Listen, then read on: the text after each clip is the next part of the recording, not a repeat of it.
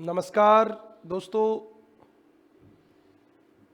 Good morning. जैसा कि आपको पता है हम भू-आकृति विज्ञान पढ़ रहे हैं और उसमें हमारा नेक्स्ट टॉपिक जो आज हम शुरू करने जा रहे हैं वो है हिमानी की स्थलाकृतियाँ। स्थलाकृतियाँ क्योंकि बहुत सारी बनेंगी तो हिमानी की स्थलाकृतियाँ कह देते हैं हम। हिमानी की स्थलाकृतियाँ, सबसे पहला सवाल उत्पन्न होता है कि हिमानी होती क्या है। बताओगे आप हिमानी क्या होती है? तो ज्योमोर्फोलॉजी की दृष्टि से हिमानी क्या होती है? हिमानी एक बहिर्जात बल है। बिल्कुल है भाई, बहिर्जात बल है। भूकंप, ज्वालामुखी अंतर्जात बल है। नदी, पवन, हिमानी ये आपके बहिर्जात बल है क्योंकि ये बाहर उत्पन्न होते हैं और बाहर ही काम करते हैं। बिल्कुल जी। नदी व पवन की भांति हिमानी भी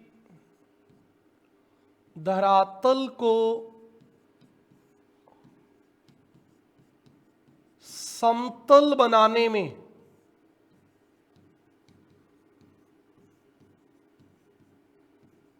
योगदान देती है।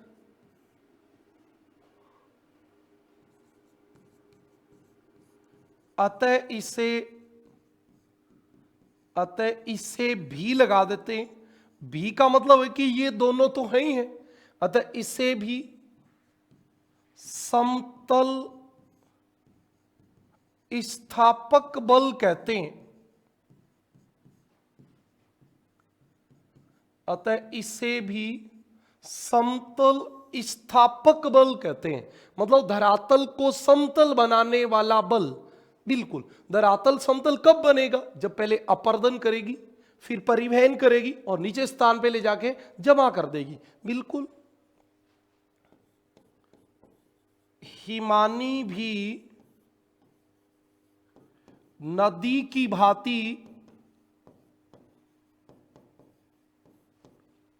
अपर्दन आपने पीछे वाला टॉपिक पढ़ा होगा तो मैंने बताया था अपर्दन का मतलब काट छाट काटना।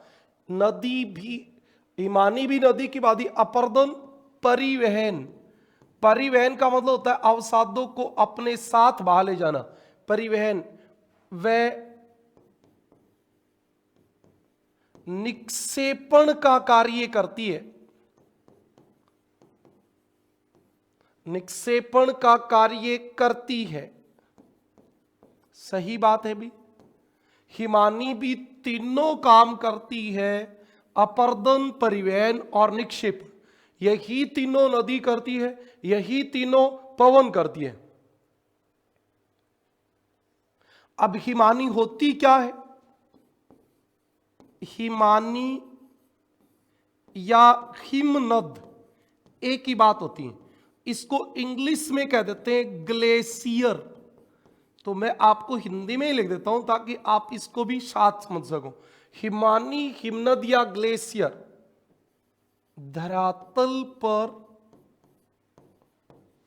बहने वाली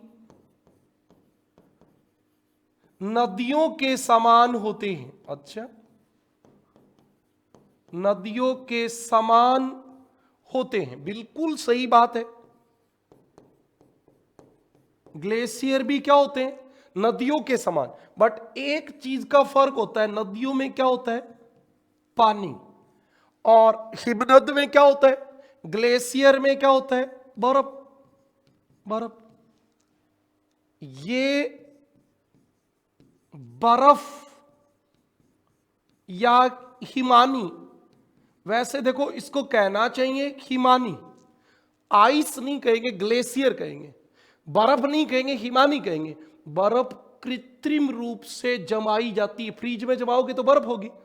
और प्राकृतिक रूप से जो जमती है उसका नाम क्या होता है? ग्लेशियर, हिमानी। ये बर्फ या हिमानी की नदियां होती हैं।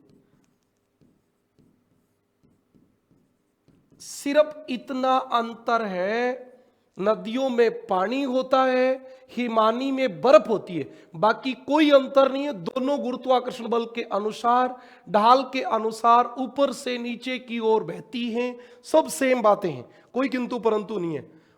एक बात का और फर्क है, परंतु हिमानी की गति अति मंद होती है, अति मंद होती है। हिमानी की गति धीरे होती है। नदी और पवन तो बहुत तेज चलती, हिमानी इतनी तेज नहीं चलती।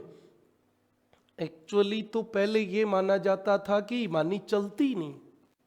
ये तो प्रोफेसर ह्यूजी और लुई अगासिज ने रिसर्च किया और उस रिसर्च से पता चला कि बर्फ गति करती है, हिमानी आगे चलती है। उससे पहले तो यही नहीं माना जाता था कि ये चलती भी है क्या, तो इनकी गति बहुत धीमी होती है।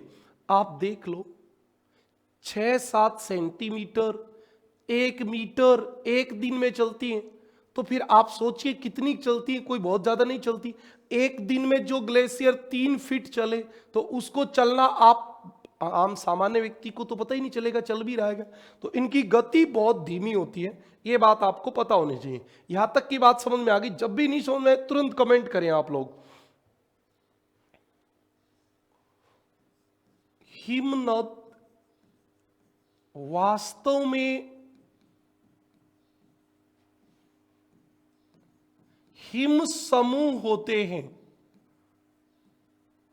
हिम समूह होते हैं। इस बात का मतलब बर्फ होती है, बर्फ हिम समूह होते हैं जो गुरुत्वाकर्षण बल के कारण, गुरुत्वाकर्षण बल के कारण ढाल के अनुसार, ढाल के अनुसार गति करते हैं, ढाल के अनुसार गति करते हैं।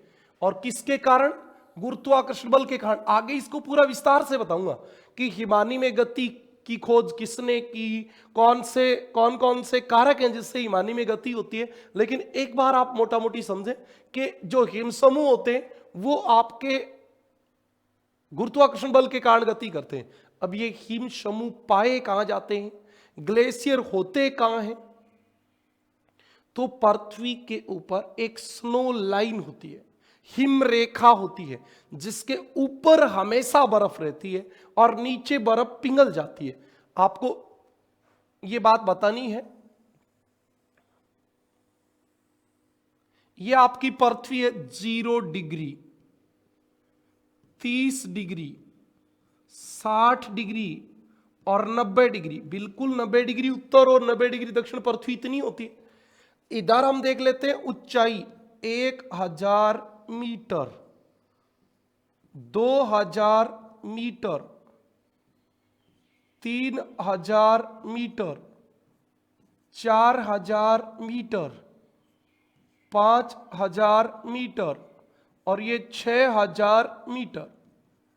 अब आपको एक बात का पता होना चाहिए, या आपको पता भी होगा कि जब आप 165 मीटर ऊपर जाओगे तो तापमान 1 डिग्री सेल्सियस कम हो जाएगा, और आप यदि 1 किलोमीटर ऊपर जाओगे तो तापमान 6.5 डिग्री सेल्सियस कम हो जाएगा। ओके, आप देखो, आप 6000 मीटर ऊपर गए, 6 किलोमीटर गए, 1 किलोमीटर पे कितना कम होता है? 6.5। 6.5 को 6 से गुणा कर दो, कितना हो गया? 6 36, तो 1 हो गया, और आधा आधा 6 में 3, 1 हो गया, तो ये हो गया 39 डिग्री सेल्सियस। यानी कि यदि इस 0 डिग्री पे तापमान 35 डिग्री सेल्सियस था तो 6000 मीटर पे 4 डिग्री सेल्सियस हो गया, और 4 डिग्री सेल्सियस हो गया तो बर्फ जम गई। गलत है कि सही बात है? अरे जम गई। अब आप बताओ, 60 डिग्री पे मान लो तापमान आपका 13 डिग्री सेल्सियस है, 13 डिग्री सेल्सियस है भाई। औसत 12, 13, 15, सर्दी है तो कम, गर्मी है तो ज्यादा, यही तो रहता है। अब 13 डिग्री तो यहां केवल 2 किलोमीटर ऊपर, यहां केवल 2 किलोमीटर ऊपर क्या हो जाएगी, इससे ऊपर वाले भाग में बर्फ जम जाएगी, क्योंकि 2 किलोमीटर ऊपर जाते ही तापमान 0 डिग्री हो जाएगा। और ध्रुवों पे तो तापमान धरातल पे ही 0 डिग्री होता है, क्योंकि सूर्य की किरणें तिरछी पहुंचती। तो अब देखिए आप, ये एक लाइन होती है ये वाली, इसको हम कहते हैं स्नो लाइन, स्नो लाइन, बर्फ की रेखा। इसका मतलब होता है जैसे कोई पर्वत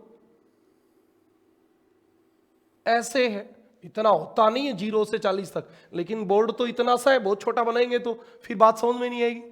इससे ऊपर वाला जो भाग है, आप देखिए, इससे ऊपर वाला जो भाग है ये वाला, इससे ऊपर वाला ये जो भाग है स्नो लाइन से ऊपर वाला, ये बर्फ से ढका रहेगा। ये किससे ढका रहेगा, बर्फ से। ये आपकी बर्फ होगी, ठीक है। यहां कोई पर्वत है ऐसे, ओके, तो आपको पता होना चाहिए कि ये वाला भाग किससे ढका होगा, बर्फ से, बर्फ से। यहां बहुत काम की बात है जो आपको समझनी है, छोटी छोटी बातें समझनी है। एक बात आपको समझ में आई, स्नो लाइन विषुवत रेखा पे ऊंची और ध्रुवों पे समुद्र तल के बराबर होती है, क्योंकि हमने 0 मीटर पे, हमने इधर तो 0 मीटर ही तो था, तो 0 मीटर पे ला दी। एक बात, एक कोई भी पर्वत हो उसके विषुवत रेखा की ओर स्नो लाइन ऊंची होगी, आपके सामने है, इधर ऊंची है और इधर नीचे, ध्रुवों की ओर नीची होगी। कोई भी पर्वत है उसके ऊपर स्नो लाइन विषुवत रेखा की ओर ऊंची होगी और ध्रुवों की ओर नीची होगी। ये देख लो आप, इधर ऊंची है और इधर क्या है, नीचे है। तो ये स्नो लाइन क्या होती है, वह रेखा जिसके ऊपर तापमान 0 डिग्री से नीचे होता है और वहां बर्फ जमी रहती है। अब बहुत बच्चों के दिमाग में एक बात आती, सर ये पिघलती क्यों है? बेटा यहां पिघलती नहीं है ये बर्फ, ये तो ग्रेविटी, जो आपका गुरुत्वाकर्षण बल है, वो इसको नीचे की ओर खींचेगा।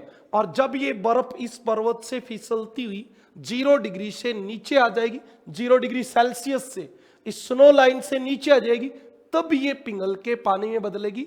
इसलिए गंगा नदी गंगोत्री हिमनद से निकलती है, यमुना नदी यमुनोत्री हिमनद से निकलती है। ऊपर वो बर्फ होती है और वो बर्फ जैसे इस स्नो लाइन से नीचे आती है तो टेम्परेचर बढ़ता है और फिर वो पानी में कन्वर्ट होती है और फिर नदी बनती है। जहां बर्फ जमती है वहां पिघलती नहीं है। अब बहुत बच्चों के दिमाग में ये भी सवाल आता है कि सर माउंट एवरेस्ट है, वो तो ऊंची ओर है, तो वहां तो सूर्य की किरणें ज्यादा और आ रही हैं, तो टेम्परेचर ज्यादा होना चाहिए, बर्फ तो पिघलनी चाहिए, लेकिन पिघलती नहीं है, नहीं पिघलेगी। क्यों नहीं पिघलती? क्योंकि बर्फ की खास बात यह होती है कि ताजा यदि बर्फ हो तो 80 से 90% सूर्य के प्रकाश को परावर्तित कर देती है, वापिस भेज देती है, काम आती नहीं है। आप धूप में बर्फ रख दो, नहीं पिघलेगी, आप उसको आवाज से या पानी में डालोगे तो पिघलेगी। ये बात ध्यान रख लेना। इतनी बातें समझ में आ गई होगी, नहीं आई है तो आप कमेंट करके जवाब दो, ओके। जो भी बात नहीं समझ में आई वो आप जब तक लिखोगे नहीं, बताओगे नहीं, तब तक कुछ कोई समाधान नहीं होता। आपके जो समस्या रहती है वो आप बताया करो, हम टाइम टाइम पे कोई और साधन भी अपनाएंगे जिससे हम सब लोग आपस में बातचीत कर सकें, इसका भी कोई समाधान तुरंत निकालेंगे, ओके। अब आप अगली बात पे आ जाओ, स्नो लाइन क्या होती है? हिमनद की निचली सीमा को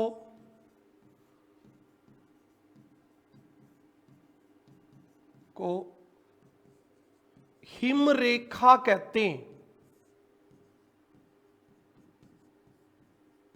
और ये हिम रेखा क्या होती है? Snow line. मतलब ये जो बर्फ है ये जहां तक आती है उस रेखा को क्या कहते हैं? स्नो लाइन कहते हैं, हिम रेखा कहते हैं। हिमनद की निचली सीमा को हिम रेखा कहते हैं। हिम रेखा वह रेखा होती है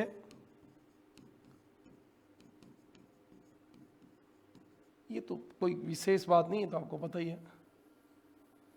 हिम रेखा वह रेखा होती है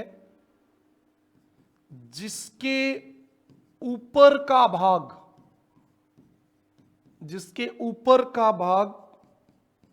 सदैव बर्फ से ढका रहता है।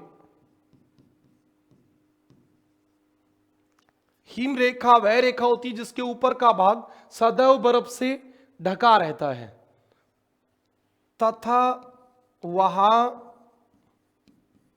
बर्फ पिघलती नहीं है।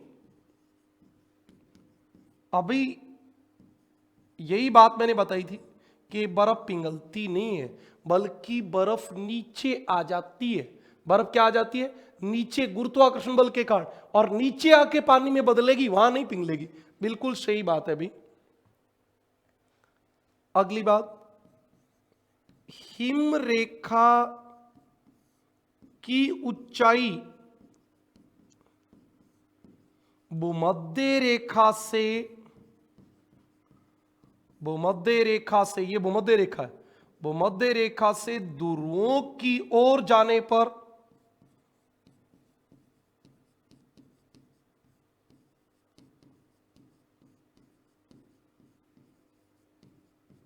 घटती जाती है। ध्रुवों पर समुद्र तल पर ही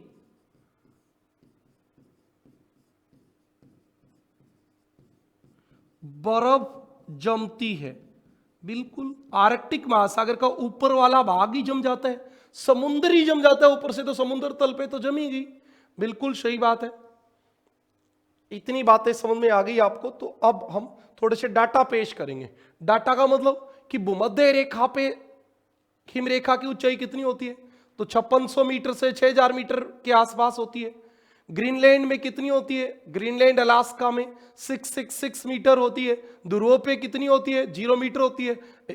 हिमालय की बात भी कर लें भारत में, तो कितनी होती है? ये बातें हम लिखेंगे। देखिए, पहली बात, और हम शुरू करते हैं भूमध्य रेखा से। भूमध्य रेखा पर हिम रेखा की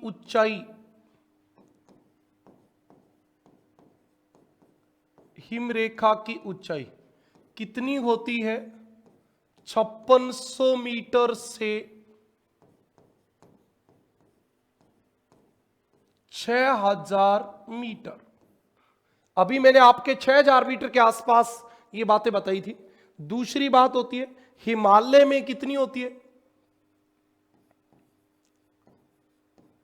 हिमालय पर्वत पर हिम रेखा की ऊंचाई यहां होती है 4300 मीटर से 5300 मीटर। तो ऐसा तो होता नहीं कि हिमालय कोई एक ही अक्षांश पे फिक्स हो जाएगा, ऐसा नहीं होता। 4300 से 5300 मीटर तक होती है। एक आल्प्स पर्वत, यूरोप में आल्प्स पर्वत पर हिम रेखा की ऊंचाई, क्योंकि वो और ध्रुवों की ओर है, तो वहां 3000 मीटर पे ही लगभग स्नो लाइन पाई जाती है। और उसके बाद दक्षिणी ग्रीनलैंड, ऊपर वाला तो बर्फ से ढका रहता ही है, दक्षिणी ग्रीनलैंड व दक्षिणी चिली में यहां होती है 666 मीटर। यहां कोई भी पर्वत 6600 मीटर ऊंचा है तो भी बर्फ जम जाएगी। अब ये राजस्थान वाली माउंट आबू यदि रूस में हो तो बर्फ से ढकी रहेगी, क्योंकि वहां तापमान कम है। राजस्थान में तो तापमान 40-50 डिग्री रहता है, रूस में तापमान 15 डिग्री रहता है। तो 2 किलोमीटर ऊपर जाते ही क्या हो जाएगी? बर्फ जम जाएगी। यह आपको पता होनी चाहिए, दक्षिणी ग्रीनलैंड व चिल्ली में। उसके बाद ध्रुवों पर हिम रेखा की ऊंचाई समुद्र तल या 0 मीटर पर, वहां धरातल पर ही बर्फ जम जाती है। ये आपकी बात है। देखो ये डाटा याद होने चाहिए, इससे आपकी आईक्यू में थोड़ी सी चीजें समझ में आती हैं कि सही कह रहा है। अब आप बताओ, ये सब बातें आपको समझ में आई क्या? कोई पर्वत है, कैसा भी है तो चलो जैसा बन गया, इधर 0 डिग्री अक्षांश है और इधर 90 डिग्री अक्षांश है, तो इस पे स्नो लाइन कैसे होगी? तो इस पे स्नो लाइन ऐसे होगी, ये आपकी स्नो लाइन ऐसे होगी। ध्रुवों की ओर तो क्या होगी? नीचे, यहां तो बर्फ नीचे तक जमेगी और यहां क्या जमेगी? ऊंचे तक। ठीक है, लेकिन हिमालय में ऐसा नहीं होता, अभी आगे चल के बताऊंगा। इतनी बातें आपको समझ में आ गई स्नो लाइन तक की। कोई और रीजनल डाटा की बात करें तो ऑस्ट्रेलिया एक ऐसा देश है जहां हिम क्षेत्र नहीं है। ऑस्ट्रेलिया एक ऐसा देश है जहां स्थायी हिम क्षेत्र नहीं पाए जाते हैं।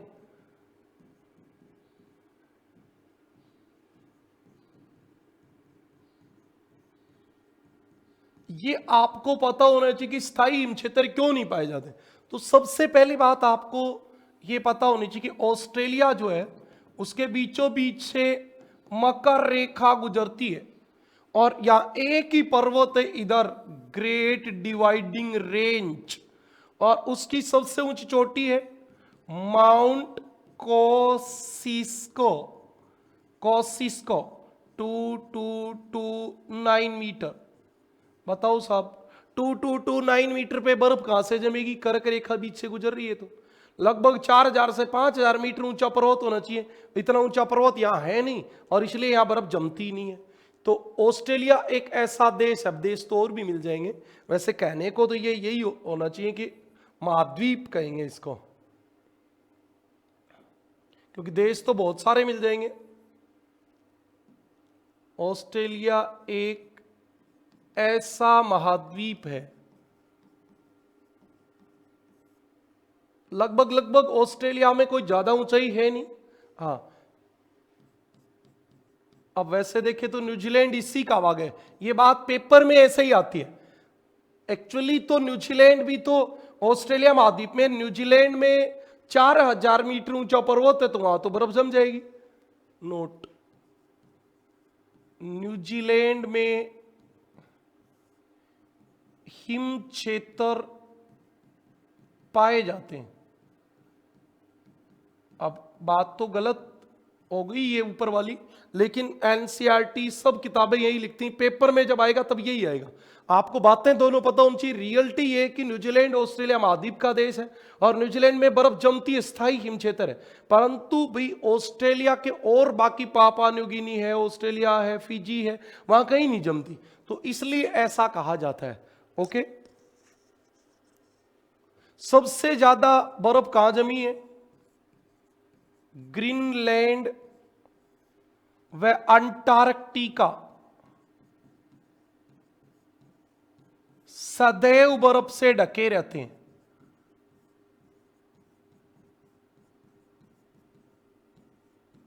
सही बात है भी, ये दो आपके, ये तो महाद्वीप ही पूरा बर्फ से ढका हुआ है, इसका तो 98% भाग वर्ष भर बर्फ से ढका रहता है। केवल एक पाल्मर प्रायद्वीप ऐसा है, पाल्मर प्रायद्वीप, जो ग्रीष्म ऋतु में कुछ भाग उसका बर्फ से मुक्त होता है, बाकी हमेशा बर्फ से ढका रहता है। और ग्रीनलैंड भी लगभग बर्फ से ढका रहता है। आप इस डाटा से अचंभित हो जाओगे कि लगभग पृथ्वी के 91% हिमनद अंटार्कटिका पे, और 8% ग्रीनलैंड में, तो फिर बचा कितना? 1%। देख लो आप, बाकी सब जगह 1% है और ये आपके दोनों 99% रखते हैं। इसका मतलब ज्यादातर ग्लेशियर, ज्यादातर बर्फ कहां है? तो ज्यादातर बर्फ आपकी ग्रीनलैंड और अंटार्कटिका पर ही है। यहां तक की बात देख लो, एक बार समझ में आ गई तो।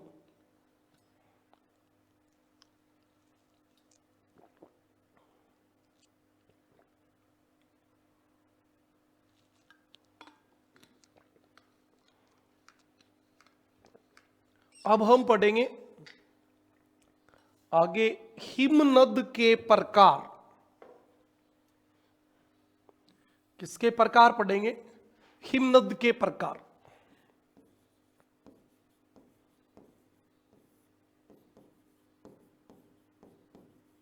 ये हिमानी जो होती हैं, ये कितने प्रकार की होती हैं? तो सबसे पहले होती हैं हिमटोपिया। हिमटोपिया आइस कैप्स,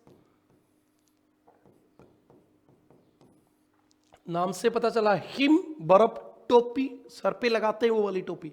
तो कोई पर्वत है, उसका इतना भाग तो बर्फ से मुक्त और ऊपर ऊपर का बर्फ से ढका हुआ है, तो उसको हम क्या कहेंगे? हिमटोपिया। पर्वतों का ऊपरी भाग जो हिम रेखा से ऊपर होता है, हिम रेखा से ऊपर होता है, हिमटोपी नहीं भाई, गलत बात लिख दी। ऊपर होता है, हिमानी से ढका रहता है, जिसे हिमटोपी कहते हैं, जिसे हिमटोपी कहते हैं। ओके, ये बात आपको समझ में आ गई?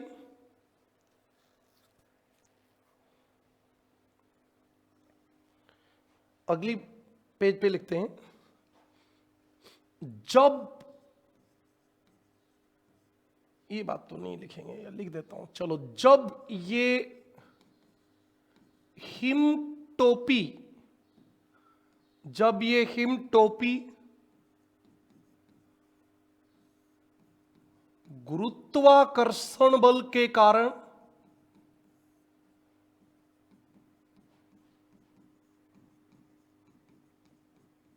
नीचे आ जाती हैं,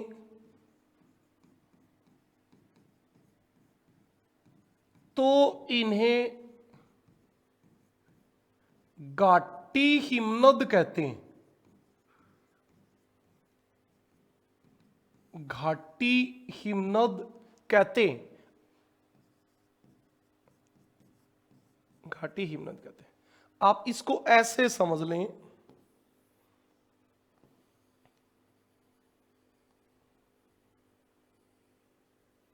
ये पर्वत है और इनका ये ऊपर ऊपर वाला भाग बर्फ से ढका हुआ है, तो फिर ये तो हो गई हिमटोपी।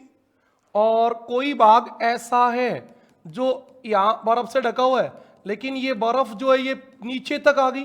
भाई जैसे अलास्का है, अलास्का है तो वहां तो तापमान नीचे तक कम रहता है ना, नीचे तक कम रहता है तो ये नीचे आ जाएंगे। और जब घाटी में आ गई तो क्या नाम हो गया? घाटी हिमनद। ये हिमटोपी ही जब गुरुत्वाकर्षण बल के कारण पर्वतीय ढाल के सहारे नीचे आ जाती है, तो उसको घाटी हिमनद कह देते हैं। ये एक और प्रकार हो जाता है। 50,000 वर्ग किलोमीटर से अधिक विस्तृत हिम भाग को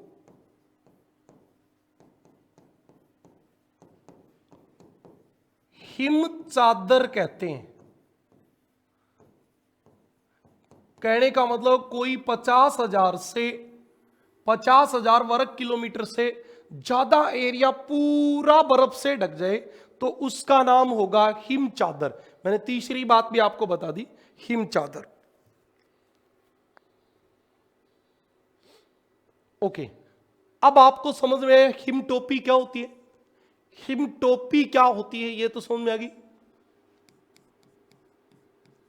हिम टोपी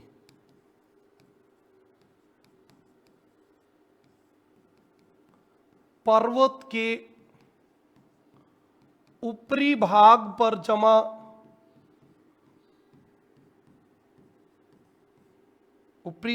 जमा हिमानी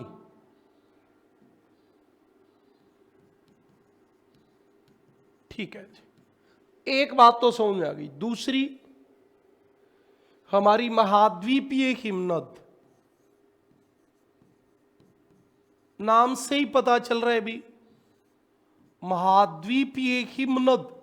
जब कोई महाद्वीप पूरा बर्फ से ढक जाए, पूरा बर्फ से ढक जाए तो उसको क्या कहेंगे, महाद्वीपीय हिमनद कहेंगे। जब किसी क्षेत्र में लगातार बर्फ संचयन, संचयन का मतलब होता है इकट्ठा होना, पिघल नहीं रही, इकट्ठा हो रही है, संचयन के कारण विस्तृत भाग बर्फ से ढक जाता है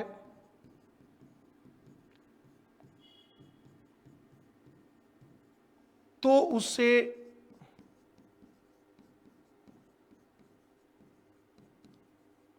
महाद्वीपीय हिमनद कहते हैं। और महाद्वीपीय हिमनद कहां मिलेंगे आपको पता ही है, अंटार्कटिका व ग्रीनलैंड, अंटार्कटिका व ग्रीनलैंड पर विशाल महाद्वीपीय हिमनद पाए जाते हैं। अंटार्कटिका तो टोटली बर्फ से ढका हुआ है, पूरे का पूरा बर्फ से ढका हुआ है, तो वो महाद्वीपीय हिमनद है ही, इसमें क्या सोचने की जरूरत है। आपको डाटा भी बताऊं तो वैसे जरूरत नहीं होती। ये 80 लाख वर्ग किलोमीटर पर बर्फ जमी हुई है, 80 लाख, और ग्रीनलैंड में 13 लाख वर्ग किलोमीटर एरिया पे बर्फ जमी हुई है। तो आप सोच लो, 13 लाख 80 लाख वर्ग किलोमीटर पे बर्फ जमी हुई है, तो महाद्वीपीय हिमनद ही होगा, और क्या होगा। नंबर 3, पर्वतीय हिमनद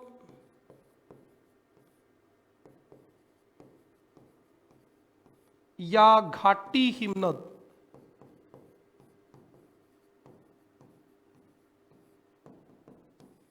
ये देखो आपके सामने लिखा हुआ है घाटी हिमनद, यही बात दोबारा लिखनी है।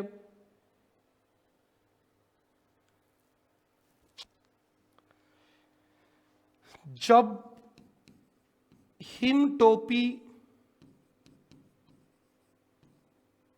गुरुत्व के कारण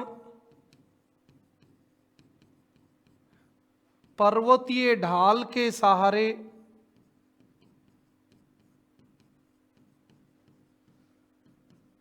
नीचे आ जाती है, नीचे आ जाती है, तो उसे घाटी हिमनद कहते हैं।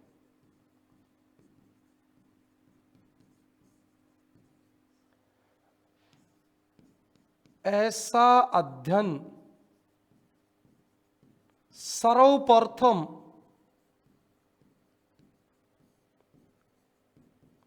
आल्प्स पर्वत क्षेत्र में हुआ।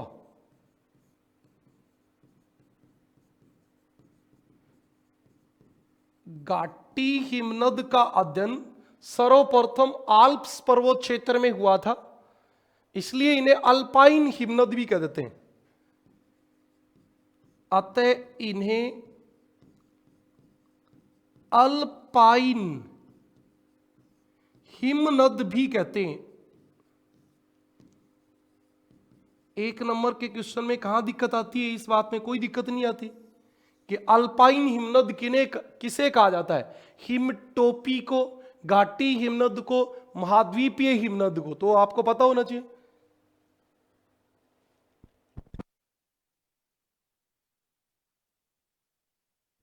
चलो अगली बात पे चलते हैं और एग्जाम्पल की बात करें तो स्विट्जरलैंड में गार्नर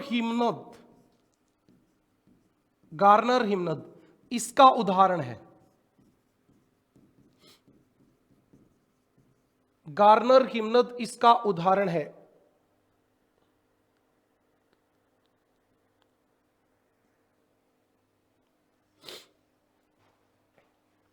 एक हिमटोपी, ये पिंगल के घाटी में आ गई तो घाटी हिमनद, और अब घाटी से और नीचे आ जाए, पर्वत पदीय क्षेत्र में, मैदान में आ जाए, और उधर से एक उतर के आए, उधर से एक उतर के आए, और दोनों आपस में आके मिल जाए, तो उसको गिरिपदीय हिमनद कहते हैं। क्या कहते हैं? गिरिपदीय हिमनद। गिरिपद हिमनद 4 नंबर। गिरिपद हिमनद जब पर्वत से नीचे उतरकर हिमनद पर्वतपदीय क्षेत्र, पर्वतपदीय क्षेत्र का मतलब होता है जहां पर्वत खत्म हो जाता है, पर्वतपदीय क्षेत्र में आ जाते हैं तथा आपस में मिल जाते हैं। आपस में मिल जाते हैं तो उन्हें गिरिपद हिमनद कहते हैं।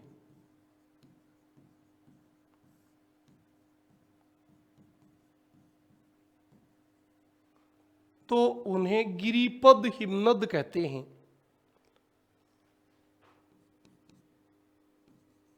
अलास्का का मेलास्पीना हिमनद इसका उदाहरण है। तो अलास्का में ही आ सकता है। भारत में पर्वत की तलहटी तक कहां आएगा? भारत में तो बर्फ ही 4000 मीटर से ऊपर जमती है, तो फिर गिरिपद हिमनद कैसे मिलेगा? नहीं मिलेगा। कॉमनली बात है, ये आपको समझ में आनी चाहिए। मेलास्पीना ग्लेशियर जो है वो ऐसा ही एक ग्लेशियर है।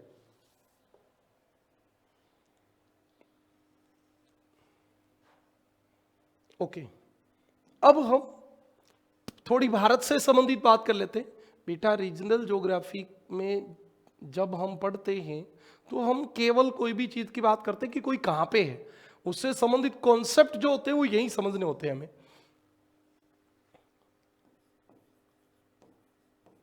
हिमालय के हिमनद,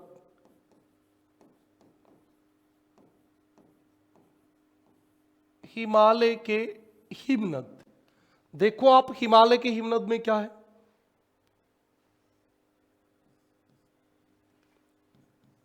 हिमालय विश्व का सबसे ऊंचा पर्वत है, सबसे ऊंचा पर्वत है। अतः इसका ऊपरी भाग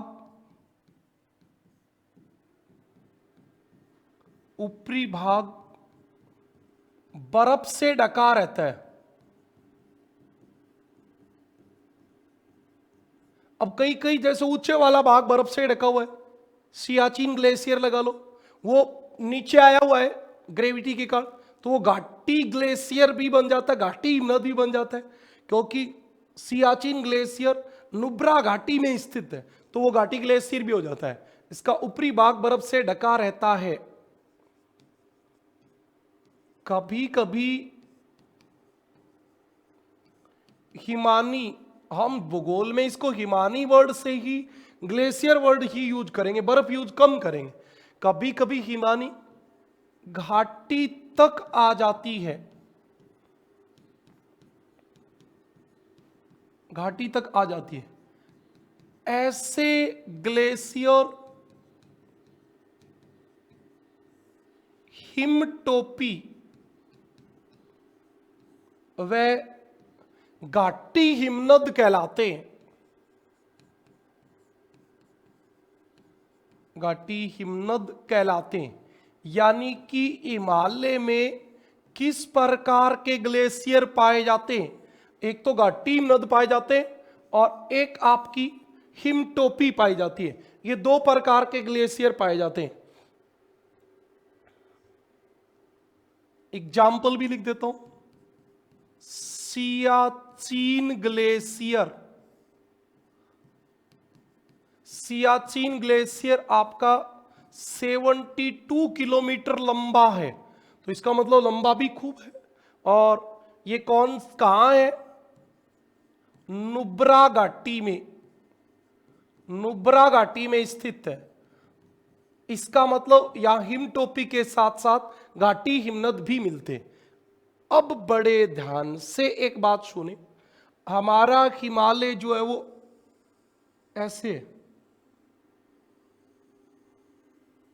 ऐसे, ऐसे का मतलब नेपाल की ओर या चीन की ओर हिमालय का ढाल जो है वो मंद है, और भारत की ओर क्या है? भारत की ओर तीव्र ढाल है। ये ऐसा क्यों है? ये मैं आपको प्लेट विवर्तनिकी में बता चुका हूं, क्योंकि भारतीय प्लेट ही टक्कर मारती है। यूरेशियन प्लेट तो ऐसे जा रही है, भारतीय प्लेट यहां से टक्कर मारती है, तो भारत वाला ढाल खड़ा है और इधर वाला मंद है। इसीलिए पर्वतारोही चीन या नेपाल की तरफ से पर्वतारोहण करते हैं, पर्वतों पे चढ़ते हैं। ओके, अब देखो हमारी तरफ हम बात करें तो इधर 0 डिग्री अक्षांश होता है और इधर होता है 90 डिग्री अक्षांश यानी ध्रुव। वास्तव में क्या होना चाहिए था? वास्तव में क्या होना चाहिए था? चाइना की तरफ स्नो लाइन नीची होनी चाहिए थी, लेकिन हमारे हिमालय में उल्टी है। हमारे हिमालय में उल्टी है। ये स्नो लाइन जो है वो भारत की ओर नीची है और चाइना की ओर ऊंची है। इधर तो ये स्नो लाइन है 3800 मीटर की ऊंचाई तक, 3800 मीटर तक बर्फ आती है, और इधर बर्फ आती है 5000 मीटर तक, जो कि अपवाद है। क्यों अपवाद है? भारत की तरफ वाला ढाल खड़ा है। अब बर्फ ऐसे तो है नहीं कि यहां आई आते ही पिघल गई, ऐसे थोड़ी होगा। अरे बटन तो लगा ही नहीं रखा भाई, ये स्नो लाइन है। कोई भी मतलब एक आप ये मानो कि टेम्परेचर के अकॉर्डिंग स्नो लाइन यही थी, टेम्परेचर के अकॉर्डिंग स्नो लाइन यही थी ऐसे, तो इधर नीची थी इधर ऊंची थी। अब यहां तो बर्फ धीरे धीरे चलेगी तो पिघल जाएगी, और यहां ढाल तेज है तो बर्फ ईमानी जल्दी नीचे आ जाएगी, और जल्दी नीचे आ जाएगी तो पिघल नहीं पाएगी, इसलिए यहां स्नो लाइन नीचे है। एक बार फिर सुन लो, समझ लो, सोच लो क्या मामला है। वास्तव में होना क्या चाहिए था? स्नो लाइन नेपाल की तरफ नीची और भारत की तरफ ऊंची होनी चाहिए थी, लेकिन नेपाल की तरफ ढाल मंद होने के कारण बर्फ धीरे धीरे चलती है, तो जहां स्नो लाइन आती है वहीं पर पिघल के पानी में बदल जाती है। भारत की तरफ ढाल तेज है तो बर्फ जल्दी फिसल के नीचे आ जाती है, तो पिघल नहीं पाती है और नीचे तक बर्फ आ जाती है, इसलिए स्नो लाइन भारत की तरफ नीचे है। इस बात को लिख दूं। जब हम इन मामलों में करते हैं तो क्या होता है कि आपको लिखे हुए नोट्स भी चाहिए, इसलिए एक एक बात लिखनी होती है। आप रजिस्टर लेके बैठे साथ साथ लिखोगे तो बात बनेगी, नहीं आपको स्लो लगेगा। स्लो लगता है तो आप थोड़ी स्पीड बढ़ा लें, 1.5 गुना पे आप करोगे तो अच्छा फील होगा आपको। ओके, सामान्यतः पर्वतों पर भूमध्य रेखा की ओर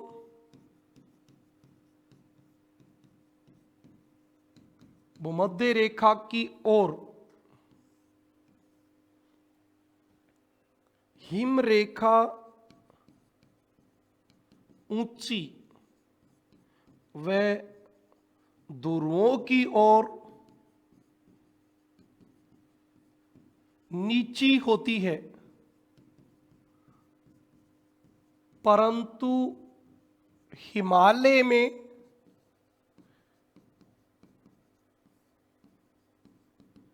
अपवाद है। ठीक है जी, भारत की ओर हिम रेखा 3800 मीटर तथा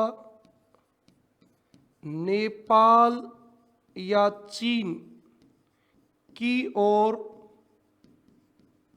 हिम रेखा 5000 मीटर ऊंची है। अब इसका कारण देखो क्या है, इसका कारण है भारत की ओर हिमालय का तीव्र ढाल तथा चीन की ओर मंद ढाल। ये आपकी बात थी, समझ में आ गई?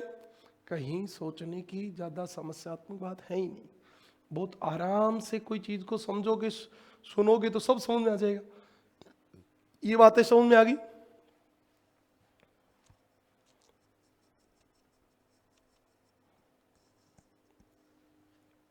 अगली बात पे चले। हिमालय में इन हिम नदों से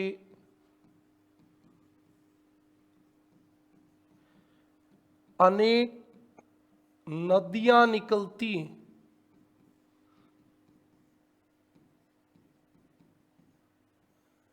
अनेक नदियां निकलती हैं, जैसे गंगोत्री हिमनद से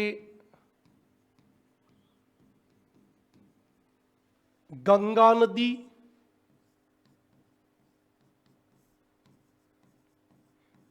व यमुनोत्री हिमनद से यमुना नदी निकलती है। ओके, अब हम भारत के प्रमुख ग्लेशियर्स की बात कर लेते हैं। तो आपको पता होना चाहिए, ध्रुवों को छोड़कर विश्व के विशालतम हिमनद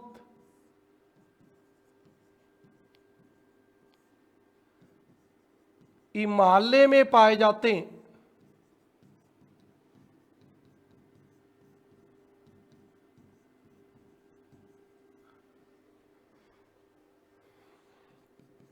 अब हम बात कर लेते हैं प्रमुख हिमनदों की। हिमालय के प्रमुख हिमनद, आज मैं एटलस नहीं लेके आया, आपके पास एटलस है तो आप फर्स्ट पेज पे भारत के भौतिक प्रदेश जो है उसमें आप 1-2 पेज आगे निकालोगे तो जम्मू कश्मीर लद्दाख का मैप दिया हुआ है, वहां आपको अलग अलग ग्लेशियर्स के नाम दिए हुए। अपनी एटलस पलट के देखो, मैं आज लेके नहीं आया, आपको दिखाता नहीं दूं, आप अपनी एटलस निकालो और उसमें देखो, चेक करो। सबसे पहले हम देखेंगे काराकोरम श्रेणी के हिमनद। काराकोरम आपकी लद्दाख में है और कौन कौन से ग्लेशियर वहां पे हैं यह आपको बताना है। एक बाल्टोरा है, हिस्पर है, एक बाल्टोरा है। अपनी एटलस में देखो ये मिल रहे हैं क्या? हिस्पर, बाल्टोरा, सियाचिन,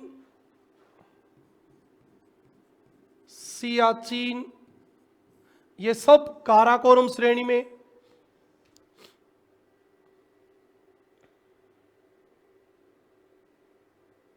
और देखोगे तो बाटूरा मिलेगा,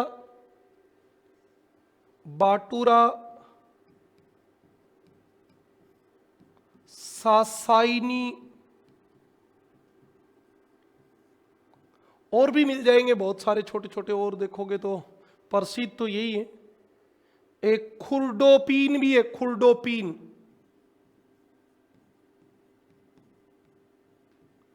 ये इतने तो नाम याद करने पड़ेंगे। ये वाला ये तो आपको नाम याद करने पड़ेंगे। हिस्पर, बाल्टोरा, सियाचिन, ये तीन तो कन्फर्म ही याद करने पड़ेंगे। फिर कश्मीर में कौन कौन से?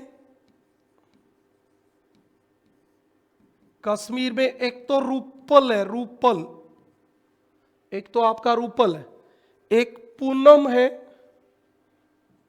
पूनम, रूपल, पूनम, और कौन सा है भी बताओ?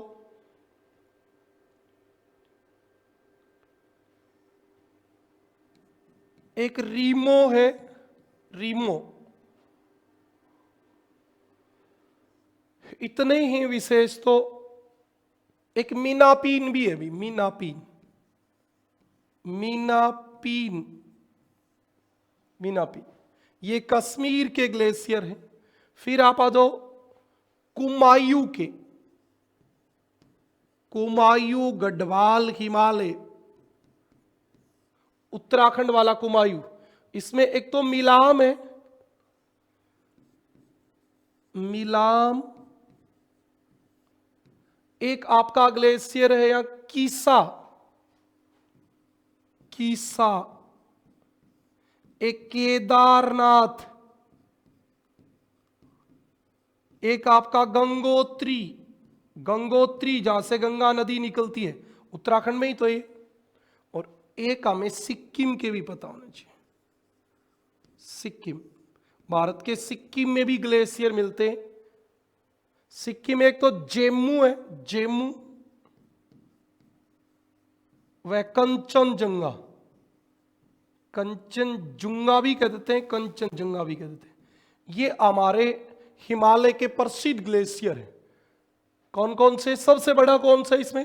सियाचिन है, जो 72 किलोमीटर लंबा है, नुब्रा घाटी में स्थित है। ओके, और बताओ कोई बात बतानी हो तो इससे संबंधित।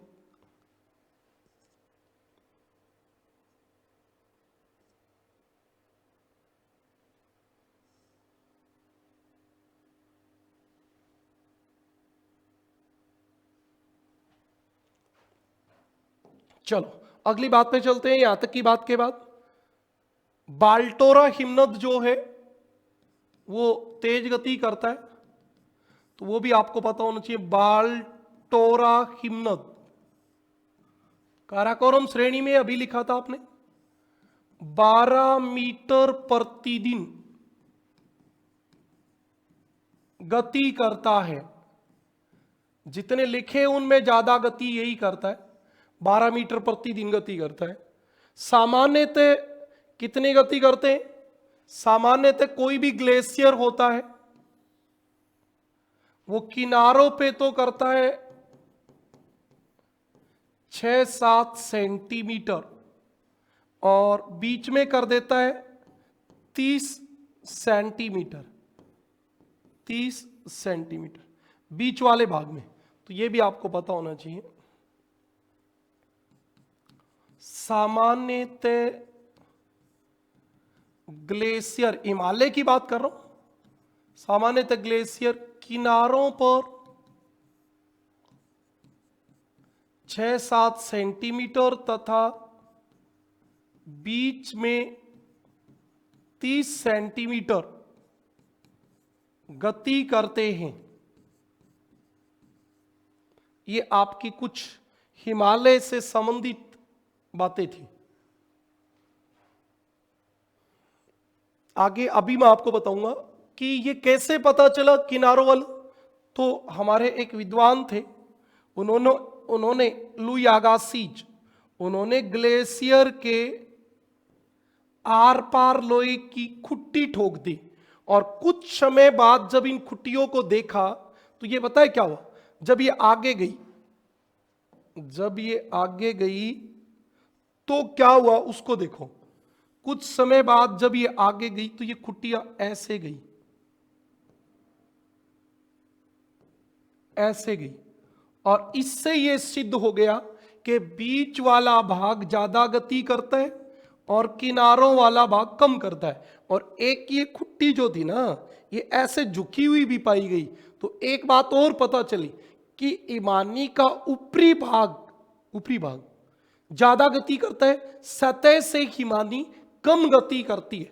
यह भी निष्कर्ष निकला था। इतनी बातें आपको समझ में आई होंगी। सबसे पहले हिमानी की गति के बारे में किसने बताया था बताओ? तो सर्वप्रथम हिमानी की गति के बारे में प्रोफेसर ह्यूजी ने बताया, प्रोफेसर ह्यूजी। और पूरा विस्तार से अध्ययन किया था लुई अगासिज ने। लुई अगासिज ने अध्ययन किया था।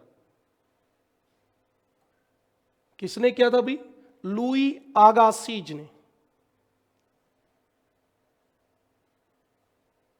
प्रोफेसर ह्यूजी ने आल्प्स पर्वत के आर ग्लेशियर का अध्ययन किया था, आर नामक ग्लेशियर का। ये सब बातें हम कल डिस्कस करेंगे। आज के लिए इतना ही, क्योंकि अगली बात पूरी नहीं हो पाएगी तब तक नेक्स्ट क्लास स्टार्ट हो जाएगी। तो हम इसको यहीं विराम देंगे और कल जब हम मिलेंगे तो इसका आगे का वर्णन करेंगे। 3 क्लासों में हिमानी की स्थलाकृतियां कंप्लीट कर देंगे। Okay, thank you.